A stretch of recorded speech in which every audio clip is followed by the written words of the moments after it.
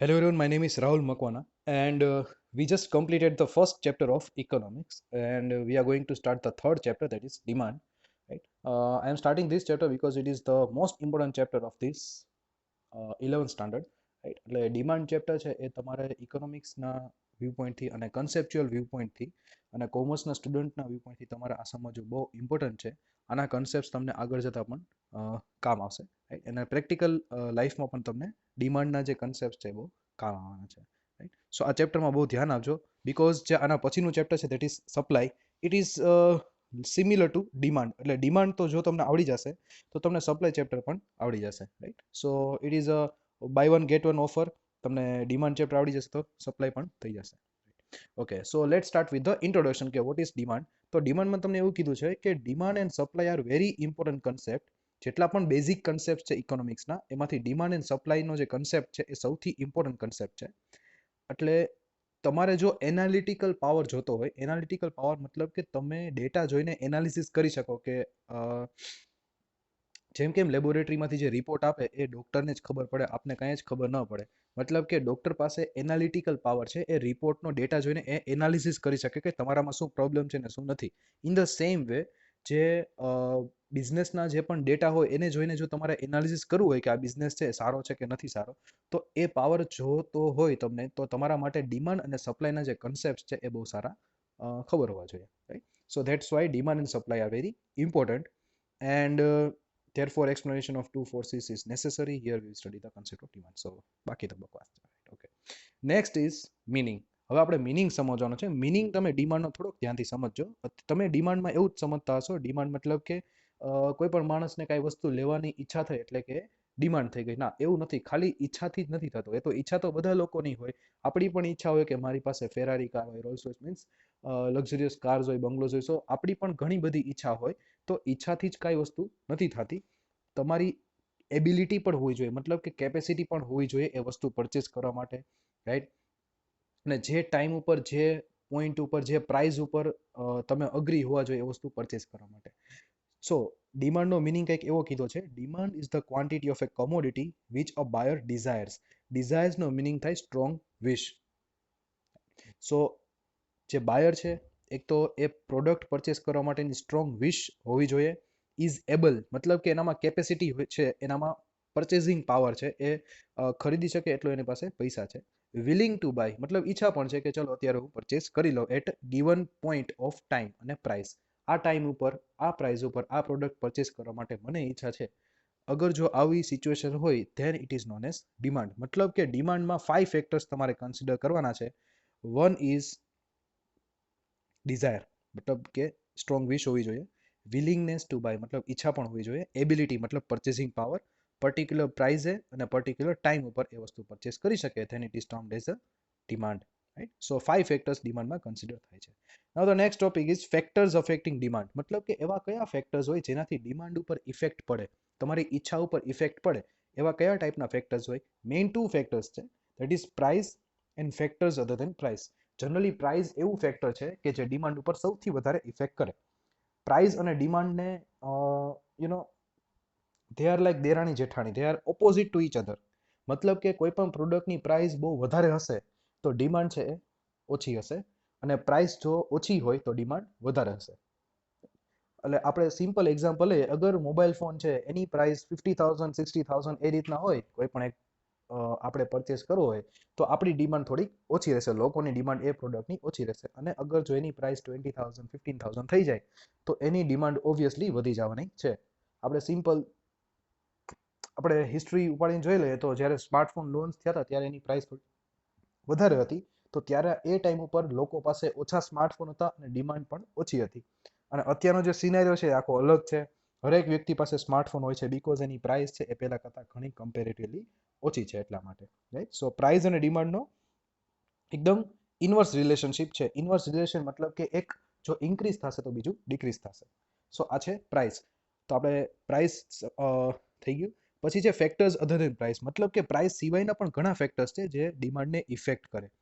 તો એમાં ટોટલ 5 છે. Price of related goods, expectation of future price, taste and preference of consumers, income, size and demographic profile of consumers. તો હવે આપણા બધા ફેક્ટર્સ છે એને ડિટેલમાં સમજીએ કે કેવી રીતના ડિમાન્ડ ઉપર ઇફેક્ટ પડે. મતલબ તમે એવું કહી શકો કે જો અગર તમે બિઝનેસમેન હોય, હવે આ તમને રિયલ લાઈફમાં કેવી રીતના કામ આવશે, અગર તમે જો બિઝનેસ કરવાના હોય આગળ જતા, તો કેવી રીતના તમારે ડિમાન્ડ ક્રિએટ કરવી તમારી પ્રોડક્ટની એ તમને ખ્યાલ પડશે. અને અત્યારે તમે બિઝનેસમેન નથી, તમે અત્યારે સ્ટુડન્ટ્સ છો, તો તમે કસ્ટમર તો હશો જ. તો તમને અગર આ ટોપિક સમજશો તો તમને એ ખબર પડશે કે કેવી રીતના બિઝનેસમેન છે એ તમારા માઇન્ડને ટ્રેપ કરે છે, તમને એટ્રેક્ટ કરવાની ટ્રાય કરે છે એની પ્રોડક્ટને પરચેઝ કરવા માટે. મતલબ આપણા ખીચા કેવી રીતના ખાલી કરાવે છે, રાઈટ, બિઝનેસમેન. તો તમને આ બે વસ્તુ કામ આવશે, from the customers view point and from the businessman view point. Okay, now price. એટલે આ ચેપ્ટરને હવે આ ટોપિક તમે જ્યારે ડિમાન્ડ સમજો ને ત્યારે તમારે તમે ખુદ કસ્ટમર છો એ વ્યૂ પોઈન્ટથી તમારા ચેપ્ટર સમજવાનું છે. ઓકે, આ ટોપિક પણ એ વ્યૂ પોઈન્ટથી તમે સમજજો. First is price of a commodity. એ તો આપણે વાત કરી કે અગર કોઈ પણ પ્રોડક્ટ છે એ સસ્તી થઈ જશે તો આપણી રેશનલ કન્ઝ્યુમર મતલબ કે જે પાગલ નથી, જે એક કોમન સેન્સ વાળો વ્યક્તિ છે, એવા ટાઈપનો કન્ઝ્યુમર હોય તો એ ટાઈપનો કન્ઝ્યુમર વિલ બાય મોર. મતલબ કે જો ગુડ્સ સસ્તા થશે તો ડિમાન્ડ વધારે થશે, વધારે પરચેસ થશે, અને એનું ઓપોઝિટ થશે. મતલબ કે પ્રાઇસ જ્યારે ઘટી જશે તો ડિમાન્ડ એની પ્રાઇસ જ્યારે ઇન્ક્રીઝ થશે તો ડિમાન્ડ છે એ ઓછી થઈ જશે. So that is the price relation with demand. હવે અધર ફેક્ટર્સનું આપણે જોવાનું છે. અધર ફેક્ટર્સમાં ફર્સ્ટ છે taste and preference of consumers. Taste and preference of consumers મતલબ કે કન્ઝ્યુમર્સના લાઇક્સ અને ડિસલાઇક્સ. સો આમાં તમને એક સિમ્પલ એક્ઝામ્પલથી એક્સપ્લેન કર્યું છે. એટ અ યંગ એજ, કોઈ પણ યંગ એજનો પર્સન હોય એને સ્ટોરી બુક્સ રીડ કરવાની વધારે મજા આવશે. એન્ડ પછી એ થોડો મોટો થશે તો એને નોવેલ્સ રીડ કરવાની, અને ઓલ્ડ એજની અંદર એને સ્પિરિચ્યુઅલ બુક્સ રીડ કરવાની જનરલી ઈચ્છા હોય. મતલબ કે એજ પ્રમાણે તમારો ટેસ્ટ એન્ડ પ્રેફરન્સ છે એ બદલતો રહેશે. તમે નાના હતા ત્યારે તમે જેસીબી અને કારની જે હોય એનાથી રમતા હતા, તો અત્યારે તો તમે એનાથી નહીં રમો, રાઈટ? સિમ્પલ લોજિક છે. સો એજ પ્રમાણે ટેસ્ટ અને પ્રેફરન્સ જે કન્ઝ્યુમર્સનો હોય એ ચેન્જ થતો હોય. તો એ ચેન્જિંગ ટેસ્ટ અને પ્રેફરન્સ થતો હોય એનાથી પણ ડિમાન્ડ ચેન્જ થતી હોય. એટલે કે તમે અત્યારે 12થમાં હોય, 11થમાં હોય, તમે અત્યારે મોલમાં જાઓ અને તમે રમકડાની દુકાન જુઓ તો તમને ગમે તેટલા સસ્તા હશે તો પણ તમે એને પરચેઝ નથી કરવાના. વાય? બિકોઝ તમારી એ લાઇક્સ અને ડિસલાઇક્સના યુઝમાં એ વસ્તુ નથી આવતી. Simple. So that is the first topic, that is taste and preference of consumers, right? Second is income of a consumer. કન્ઝ્યુમરની ઇન્કમ મતલબ કે કન્ઝ્યુમર એટલે આપણે મેં તમને એ વાત કરી કે કન્ઝ્યુમર અને કસ્ટમરને વ્યૂ પોઈન્ટથી તમારે જોવાનું છે. તો આપણી ઇન્કમ, હવે ઇન્કમ સાથે રિલેશન કેવું થશે કે અગર તમારી ઇન્કમ વધારે, ફોર એક્ઝામ્પલ તમે હજી જોબ સ્ટાર્ટ કરી હોય અને તમારી સેલેરી ફોર એક્ઝામ્પલ 20,000 હોય, અને તમારે હરેક વ્યક્તિ હોય એના શોખ તો પૂરા કરતા જ હોય. માની લો તમને મૂવીઝ જોવાનો શોખ છે, તો તમે 20,000ની ઇન્કમ છે અને તમે પર મંથ 2 વખત મૂવી જોવા જાઓ છો, તો તમારે ઇન્કમ પ્રમાણે તમે તમારા શોખ છે એને પૂરા કરતા હોય, તમારી જે નીડ્સ છે એને પૂરી કરતા હોય. માની લો કે 1 યર પૂરું થઈ ગયું, પછી તમને પ્રમોશન મળ્યું, તમારું કામ બહુ સારું હતું ભગવાનની દયાથી, અને તમને જે સેલેરી છે દેટ ઇઝ બિંગ 30,000, તો પ્રમોશનમાં 30,000 સેલેરી થઈ ગઈ ફોર એક્ઝામ્પલ.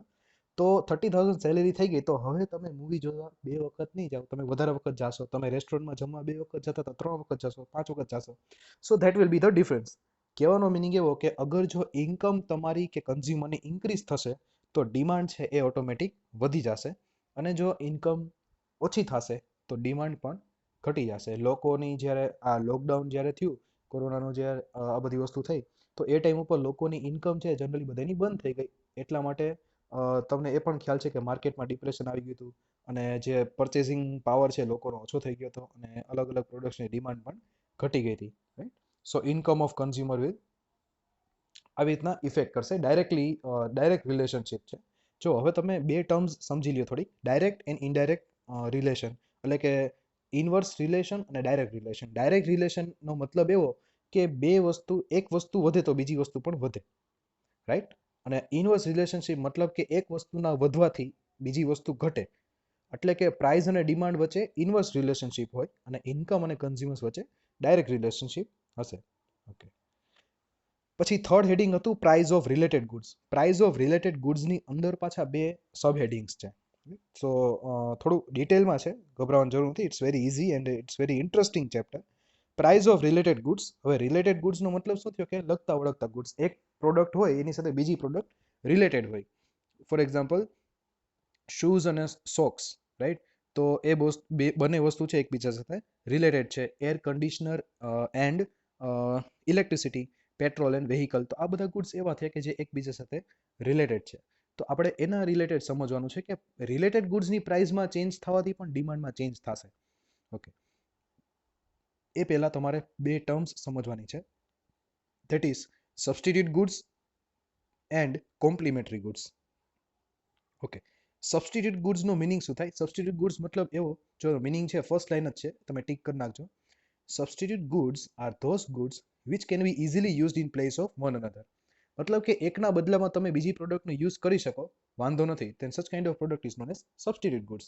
ફોર એક્ઝામ્પલ તમને આમાં આપ્યા છે કે સેન્ડલ ચપ્પલ હોય, પછી રેફ્રિજરેટર વર્લપૂલનું હોય કે બીજી કોઈ કંપનીનું હોય, એસી હોય એ અલગ અલગ કંપનીના હોય, કામ તો ઠંડક જ આપવાનું કામ કરે છે, રાઈટ, કુલિંગ આપવાનું જ કામ કરે છે. So they are all the substitute products of each other. એટલે પ્રાઇસ બધાની અલગ અલગ હશે, ક્વોલિટી થોડી ઘણી અલગ અલગ હશે, બટ બંને કામ તો એક જ આપે છે. Then such kind of products are known as substitute products, right. એટલે સબસ્ટિટ્યુટ પ્રોડક્ટ્સને તમે એમ પણ કહી શકો સિવિયરલી કોમ્પિટિંગ ગુડ્સ, મતલબ કે એકબીજાને એકદમ કોમ્પિટિશન આપતા હોય એવા ગુડ્સ. તો આમાં તમને એક્ઝામ્પલ્સ પણ આપ્યા છે અલગ અલગ બ્રાન્ડ્સના: ટીવી, મોટરસાઇકલ્સ, રેફ્રિજરેટર. સબસ્ટિટ્યુટ વન અધર મતલબ કે એવું બને કે માની લ્યો એર કન્ડિશનરની 5 કંપની છે, એ 5 કંપનીમાંથી 2 કંપનીના જો એસીની પ્રાઇસ ઘટી જશે, તો જે બાકીની 3 કંપની છે જેની એસીની પ્રાઇસ વધારે છે, એની ડિમાન્ડ શું થઈ જશે? ઓછી થઈ જશે, અને બાકીની બેની ડિમાન્ડ વધી જશે, રાઈટ. સો સિમ્પલ વાત છે. બીજું એક્ઝામ્પલ તમને દઉં તો ચપ્પલ એન્ડ સેન્ડલ. માની લો સેન્ડલ છે એ ચપ્પલ કરતાં સસ્તા થઈ જાય, તો ઓબ્વિયસલી ચપ્પલ લોકો ઓછા પહેરશે, સેન્ડલ વધારે પહેરશે. બંને કામ તો એક જ આપવાના છે. સો ધેટ ઇઝ ધ થિંગ. એટલે કહેવાનો મિનિંગ એવો કે સબસ્ટિટ્યુટ ગુડ્સમાં એવું થાય કે કોમ્પિટિટિંગ ગુડ્સ હોય, એક સરખા ટાઈપના ગુડ્સ હોય, અગર એકની પ્રાઇસ ઘટી જાય તો પછી લોકો એને પરચેસ કરી લે, કેમ કે કામ તો એ જ આપવાનું છે, right. So that is substitute goods. Next is price of complimentary goods. હવે કોમ્પ્લિમેન્ટરી ગુડ્સ તમારે સમજવાના છે. કોમ્પ્લિમેન્ટરી ગુડ્સનો મતલબ કરણ અર્જુન, જે એકબીજા ગુડ્સ એવા છે જેને એકબીજા વગર ચાલવાનું જ નથી. જે મેં તમને વાત કરી એર કન્ડિશનર એન્ડ ઇલેક્ટ્રિસિટી. તો થાય એવું કે માની લ્યો ઇલેક્ટ્રિસિટીની પ્રાઇસ બહુ વધારે વધી જાય, તો એસીનો જે યુસેજ છે અથવા તો એસીની જે ડિમાન્ડ છે એ થોડીક ઘટી જશે.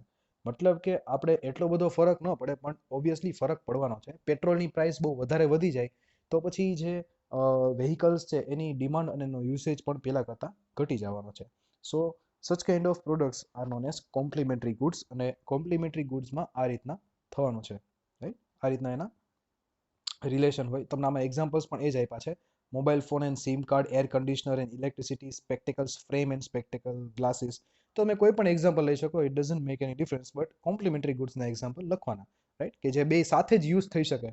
બાકી મોબાઈલ હોય અને સિમ કાર્ડ ન હોય તો મોબાઈલનું શું કામ છે? ગેમ રમી ન શકો તમે, રાઈટ. એર કન્ડિશનર ને એસી, એર કન્ડિશનર તમે ખાલી બેડરૂમમાં દેખાડવા માટે તો નથી રાખવાના, એમાં ઇલેક્ટ્રિસિટી જશે તો જ એ કુલિંગ આપશે તમને. મતલબ કે આ બધી પ્રોડક્ટ્સ એવી છે કે સાથે જ કન્ઝ્યુમ થાય, એના વગર બાકી એ પ્રોડક્ટ કાંઈ કામની નથી.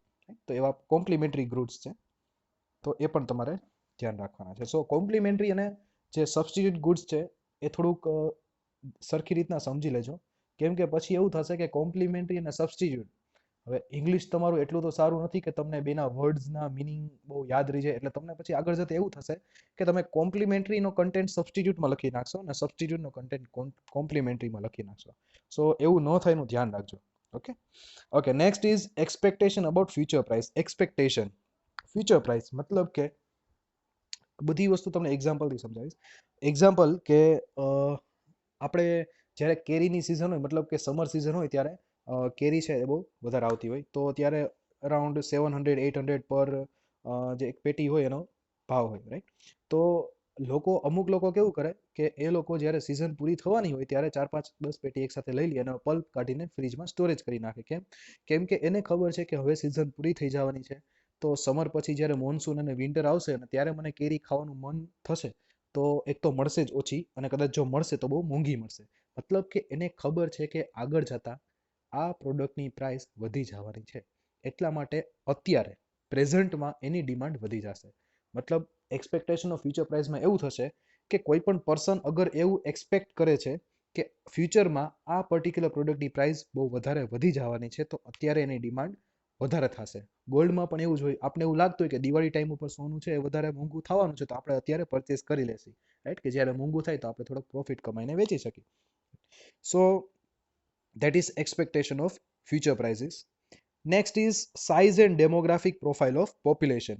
હવે એ થોડું સમજો, size and demographic profile of population. Size નો મિનિંગ તો તમને ખબર છે કે નંબર ઓફ પીપલ. ડેમોગ્રાફિક પ્રોફાઇલનો મતલબ કે એનો એજ ગ્રુપ કેવો છે અને એ કેવા ટાઈપના પ્રોડક્ટ્સની ડિમાન્ડ કરે છે, that is known as the age group, right.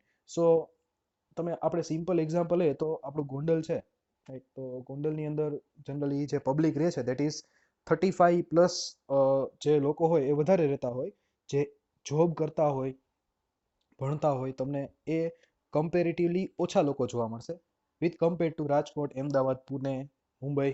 તમે આવા બધા મેટ્રો સિટીઝમાં જાઓ તો તમને ત્યાં લોઅર એજના મતલબ કે ટીન એજર્સ હોય એ તમને વધારે જોવા મળશે.